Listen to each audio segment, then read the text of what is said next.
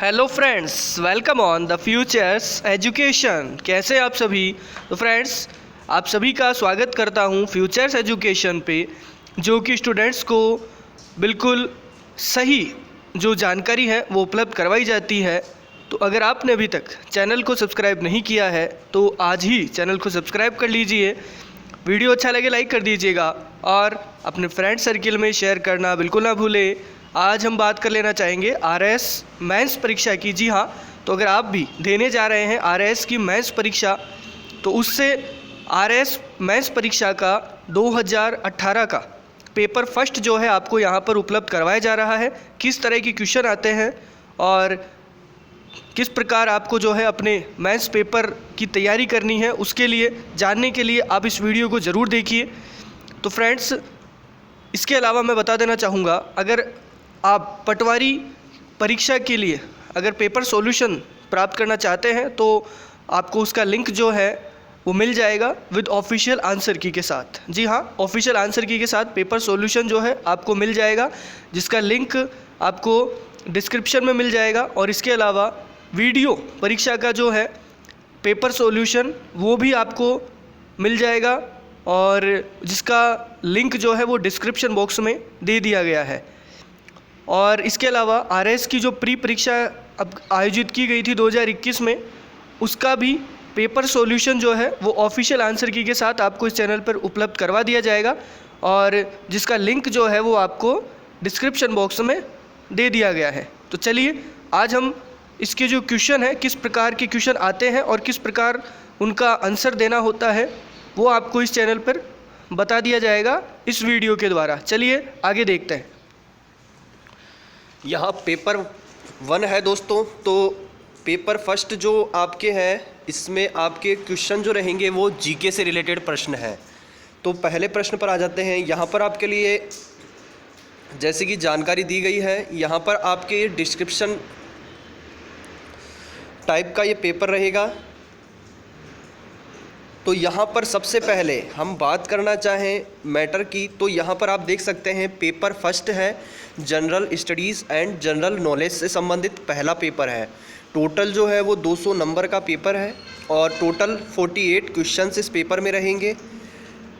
और दोस्तों, unit first जो है उसमें 75 नंबर के प्रश्न आएंगे। इसमें भाग ए की बात करना चाहें तो इसमें 10 नंबर का ये भाग ए है आपका। इसमें आपके कहा गया है, यहाँ पर आपके कुल मिलाकर के यहाँ पर कहा गया है प्रत्येक प्रश्न के 2 अंक होंगे। कुल मिलाकर 5 प्रश्न यहाँ दिए जाएंगे। सभी प्रश्नों के उत्तर देने हैं आपको, और निम्न प्रश्नों का उत्तर 15 शब्दों में दें। ठीक है फ्रेंड्स, तो 15 शब्द यहाँ पर कहे गए हैं। तो आपको कोशिश करनी है कि 15 शब्द के भीतर यानी 15 शब्द तक आपका उत्तर यहाँ पूरा हो जाए। ठीक है फ्रेंड्स, तो इसमें सबसे पहले पहला प्रश्न पर आ जाते हैं। पहला प्रश्न है, प्राचीन भारत के किन 3 ग्रंथों को प्रस्थान त्रयी कहा जाता है? तो ये पहला प्रश्न है, आप इसका स्क्रीनशॉट ले लीजिएगा। अगले प्रश्न पर चलते हैं। अगला प्रश्न है, अर्जुन की तपस्या प्रतिमा का संक्षिप्त विवरण दीजिए। तो इसका भी आपको 15 शब्दों में उत्तर देना है। ठीक है, आपने स्क्रीनशॉट ले लिया होगा। तीसरे प्रश्न पर चलते हैं, विश्व वल्लभ ग्रंथ का संक्षिप्त विवरण दीजिए। तीसरा प्रश्न यह है आपके। और चौथे प्रश्न पर आ जाते हैं, डूंग जी और जवाहर जी कौन थे? ये चौथा प्रश्न आपके रह गया है। और 5वां प्रश्न है आपके, 18वीं शताब्दी के यूरोपियन प्रबोधन को परिभाषित कीजिए। तो यहाँ पर आपके ये 5 प्रश्न हो गए इससे संबंधित। अब भाग बी है आपके, पार्ट बी। ठीक है फ्रेंड्स, 25 नंबर का ये आपके भाग रहेगा। यहाँ पर आपके जैसा कहा गया है, निम्न में से सभी प्रश्नों का उत्तर 50 शब्दों में दें।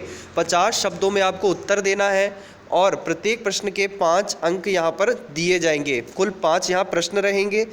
पहला प्रश्न आपके आ जाता है, हड़प्पा स्थलों से प्राप्त कांस्य मूर्तियों पर एक लघु लेख लिखिए।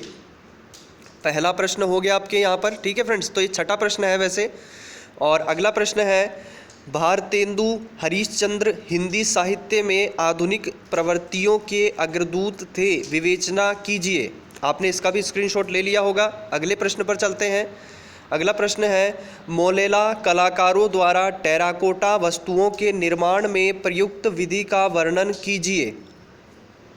अगला प्रश्न है, राजस्थान के जागीरदारी क्षेत्रों में कृषक असंतोष के कारणों की विवेचना कीजिए। अगला प्रश्न 10वां प्रश्न आ जाता है यहाँ पे, इनका उत्तर आपको 50 शब्दों में देना है। वो ये प्रश्न चल रहे हैं जिसमें अंतिम आपके प्रश्न है, राष्ट्रीय एकता को सुदृढ़ करने हेतु राज्य पुनर्गठन आयोग द्वारा दिए गए सुझाव क्या थे। अगर आप इंग्लिश से पढ़ना चाहते हैं इस पेपर को इंग्लिश, तो आपने निश्चित रूप से कैप्चर किया होगा, स्क्रीनशॉट लिया होगा, तो इंग्लिश भी आपके साथ में चल रही है, तो इंग्लिश से भी आप इस प्रश्न को हल कर सकते हैं। ठीक है फ्रेंड्स, तो अगले पर आ जाते हैं। यहाँ पर ये 10 प्रश्न हो चुके हैं। अगला आपके आ जाता है पार्ट सी, भाग सी आ जाता है। 40 नंबर का आपके ये भाग रहेगा। ठीक है, 40 नंबर का ये भाग रहेगा। यहाँ पर आपके कहा गया है सभी प्रश्नों के उत्तर दें। निम्न प्रश्नों का उत्तर 100 शब्दों 100 वर्ड्स के अंदर देना है। 100 शब्दों में दें, 100 शब्दों में आपको इसका उत्तर देना है। प्रत्येक प्रश्न के 10 अंक निर्धारित हैं, 10 अंक हैं आपके प्रत्येक प्रश्न के। ठीक है फ्रेंड्स, तो यहाँ पर आपके कुल मिलाकर के बात यह है कि 100 शब्द दिए गए हैं, तो आपको ध्यान क्या रखना है, आपको ध्यान यह रखना है कि आपको 100 शब्दों के बिल्कुल समीप ही अपना उत्तर समाप्त करना है। ठीक है, 100 शब्दों का अर्थ यह नहीं है कि आपको 150 शब्द लिख दिए, 200 शब्द लिख दिए, तो यह बिल्कुल नहीं चलेगा। इससे आपके क्या है, जो मार्क्स है वो लैप्स होने लग जाते हैं, मार्क्स आपके घटने लग जाते हैं। तो आपको करना क्या है, 100 शब्द के आसपास आपको अपना उत्तर समाप्त करना है। तो प्रश्न पर आ जाते हैं। प्रश्न आपके है, 19वीं शताब्दी का भारतीय पुनर्जागरण पश्चिम की चुनौती एवं प्रेरणा का परिणाम था, आलोचनात्मक परीक्षण कीजिए। आप इसका एक स्क्रीनशॉट ले लीजिएगा। और द फ्यूचर्स एजुकेशन को सब्सक्राइब नहीं किया है दोस्तों, तो चैनल को ज़रूर से आपको सब्सक्राइब करना है और वीडियो को लाइक और शेयर ज़रूर कर देना है दोस्तों। 12वां प्रश्न है, 20वीं शताब्दी में भारतीय क्रांतिकारी स्वतंत्रता आंदोलन के विकास की रूपरेखा प्रस्तुत कीजिए। ठीक है फ्रेंड्स, अगला प्रश्न आपके आ जाता है यहाँ पर, राजस्थान के निम्नलिखित पुरातात्विक स्थलों का संक्षिप्त विवरण दीजिए। यहाँ पर आपके ये 3 स्थल दिए गए हैं, बागोर, कालीबंगा और आहाड़। इन तीनों का आपको संक्षिप्त में विवरण देना है, इनसे संबंधित आपको बातें लिखनी है। अगले प्रश्न पर आ जाते हैं। अगला प्रश्न आपके यहाँ पर आ जाता है, 14वें नंबर का प्रश्न है, अंतर्राष्ट्रीय राजनीति पर द्वितीय विश्व युद्ध के प्रभाव का विवेचन कीजिए। अगला प्रश्न है 15वां प्रश्न। ये आपके प्रश्न यहाँ पूरे हुए। भाग फर्स्ट, यूनिट फर्स्ट आपके यहाँ पूरी हो चुकी है। ठीक है, ये 14 प्रश्न तक थे आपके। और अब यूनिट सेकंड की बात करना चाहेंगे दोस्तों। यूनिट सेकंड जो है वो आपके टोटल 65 मार्क्स की रहेगी, 65 नंबर की यूनिट सेकंड रहेगा, जिसमें आपके भाग ए आ जाता है। अंक जो रहेंगे वो टोटल 10 रहेंगे भाग ए के, और यूनिट सेकंड के टोटल मार्क रहेंगे 65। ठीक है, यहाँ पर पहले भाग ए की बात करना चाहे तो कहा गया है सभी प्रश्नों के उत्तर देने हैं। निम्न प्रश्नों का उत्तर 15 शब्दों में दें और प्रत्येक प्रश्न के 2 अंक यहाँ निर्धारित किए गए हैं। चलिए अगले प्रश्न पर आ जाते हैं।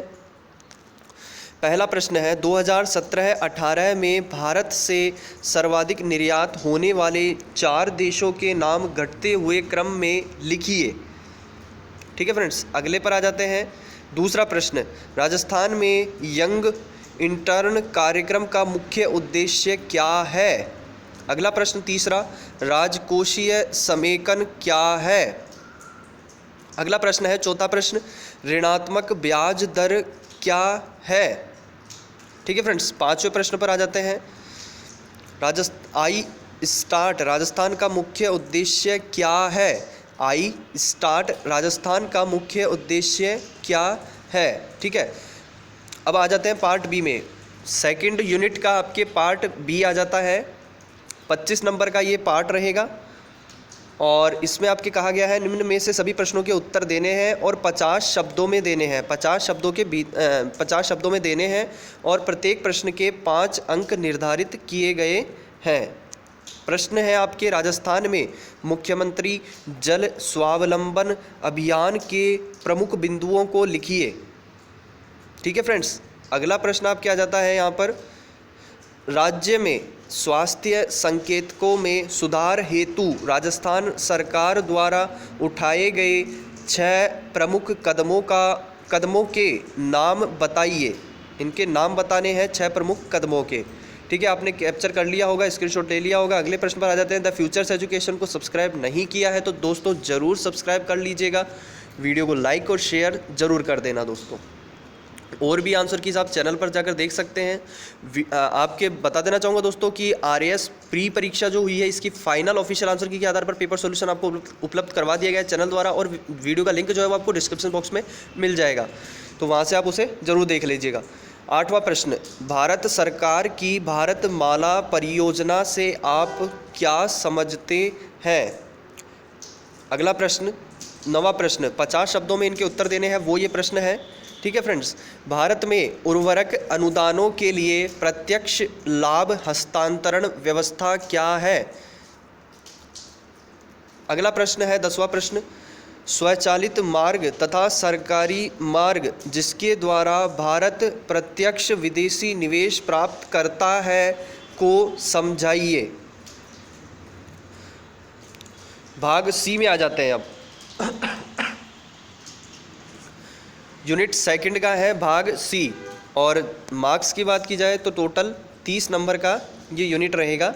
और यहाँ पर आपके बताया गया है निम्न प्रश्नों के उत्तर 100 शब्दों में दें और प्रत्येक प्रश्न के 10 अंक निर्धारित है, यानी कुल मिलाकर के आपको इतनी बात कही गई है कि 100 शब्दों में उत्तर देना है और प्रत्येक प्रश्न के 10 अंक यहाँ निर्धारित किए गए हैं।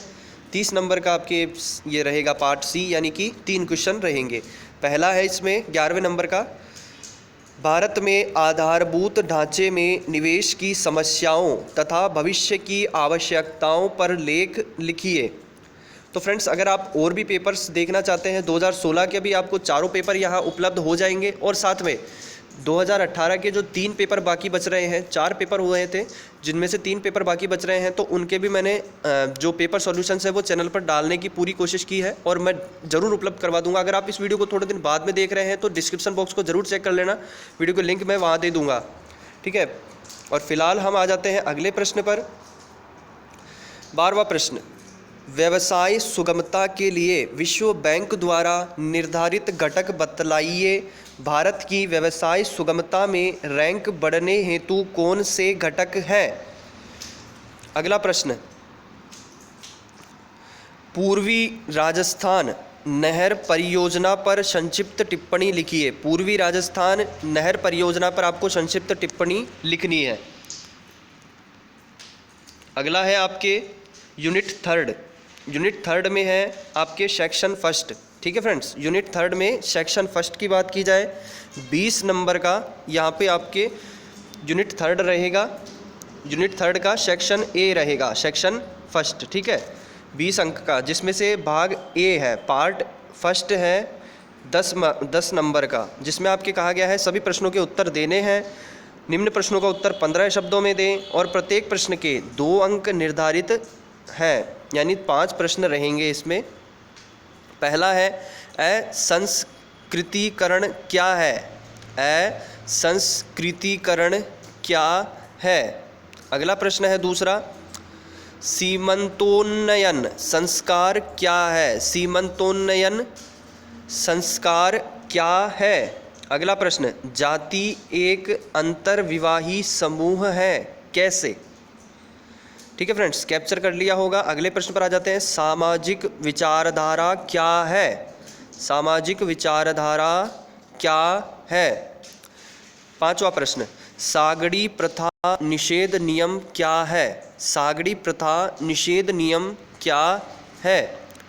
अगला है आपके पार्ट बी, 10 नंबर का है और यहाँ पर कहा गया है 50 शब्दों में अपने प्रश्नों का उत्तर देना है और प्रत्येक प्रश्न के 5 अंक निर्धारित हैं। पहला प्रश्न है, लौकिकीकरण ने धर्म में क्या परिवर्तन किए हैं। लौकिकीकरण ने धर्म में क्या परिवर्तन किए हैं।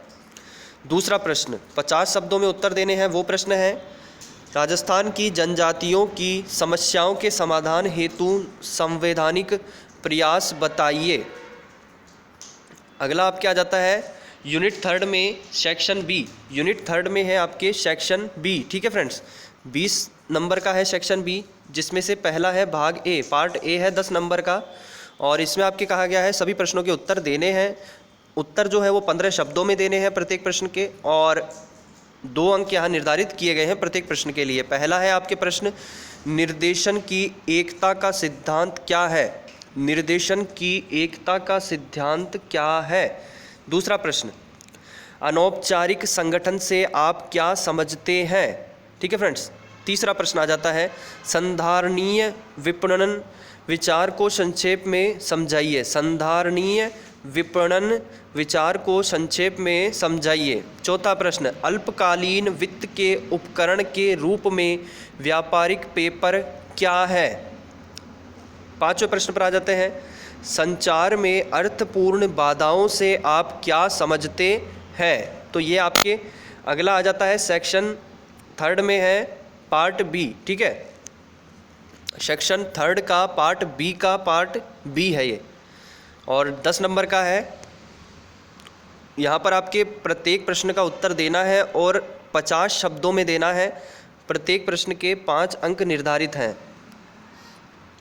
तो फ्रेंड्स, जहाँ तक आप जानते हैं कि आप जो है यहाँ पर केवल इस परीक्षा में बैठने वाले स्टूडेंट्स को ये ध्यान होना चाहिए कि आपका केवल यहाँ पे काम केवल इंटेलिजेंसी से ही नहीं चलने वाला है। जी हाँ, यहाँ पर जो परीक्षा देने वाले स्टूडेंट्स हैं आरएएस मेंस की, उसमें इंटेलिजेंट होना ही काफ़ी नहीं है, आपको स्मार्ट भी होना होगा। जी हाँ, आप यहाँ पर आरपीएससी जो बोर्ड है वो केवल और केवल आपकी इंटेलिजेंसी की परीक्षा नहीं ले रहा है, वो आपकी स्मार्टनेस की भी परीक्षा ले रहा है। तो स्मार्ट बनिए। जितने शब्दों में आपको प्रश्न का उत्तर देने को कहा गया है, आप प्रैक्टिस कीजिए, कोशिश कीजिए उतने ही शब्दों में जो है आंसर दिया जाए, ताकि आपको ज़्यादा से ज़्यादा नंबर जो है वो प्राप्त हो सके और आप जो है वो आरएस परीक्षा में जो है फाइनल जो आपकी परीक्षा है मेंस की, उसमें क्वालिफाई कर सके, आगे आप जो है इसमें पास हो सके। तो इसमें पास होने के लिए आप अपनी स्मार्टनेस का भी जो है वो अच्छे से जो है स्मार्ट बनिए। चलिए, स्मार्टनेस से अपना आंसर दीजिए। प्रश्न है यहाँ पर 50 शब्दों में देना है उत्तर, और 5 अंक निर्धारित हैं। प्रश्न, अभिप्रेरक के द्विकारक सिद्धांत को समझाइए। अभिप्रेरण, ठीक है फ्रेंड्स, अभिप्रेरण के द्विकारक सिद्धांत को समझाइए। ठीक है, आपने कैप्चर कर लिया होगा। अभिप्रेरण से तात्पर्य है मोटिवेशन से। और अगला प्रश्न है, संपदा को अधिकतम करने की अवधारणा को समझाइए। संपदा को अधिकतम करने की अवधारणा को समझाइए। ठीक है फ्रेंड्स, अगला है आपके यूनिट थर्ड में सेक्शन सी की बात की जाए। यूनिट थर्ड है, सेक्शन सी है, 20 अंक है टोटल निर्धारित हैं, 20 अंक। पार्ट ए है इसके अंदर, जिसमें 10 नंबर है। पहला इसमें नोट कहा गया है, सभी प्रश्नों के उत्तर देने हैं। सभी प्रश्नों के उत्तर 15 शब्दों में देने हैं। प्रत्येक प्रश्न के 2 अंक यहाँ निर्धारित किए गए हैं। पहला प्रश्न है, कुशल अंकेक्षण को परिभाषित कीजिए। Define efficiency audit. ठीक है, कुशलता अंकेक्षण को परिभाषित कीजिए। कुशलता अंकेक्षण को परिभाषित कीजिए। कैप्चर कर लिया होगा आपने। अगले पर आ जाते हैं। अगला प्रश्न है, वित्तीय विवरण पत्रों के विश्लेषण के संदर्भ में अनुपात विश्लेषण क्या है? तीसरा प्रश्न, बजटन से आप क्या समझते हैं? बजटिंग क्या है, इससे आप क्या समझते हैं? 15 शब्दों में उत्तर देना है प्रश्न का। सामाजिक अंकेक्षण क्या है? ठीक है friends, what is social audit? सामाजिक अंकेक्षण क्या है? और अगला प्रश्न है, कोश प्रवाह विश्लेषण तकनीक क्या है? कोश प्रवाह विश्लेषण तकनीक क्या है? पार्ट बी है आपके सेक्शन थर्ड का।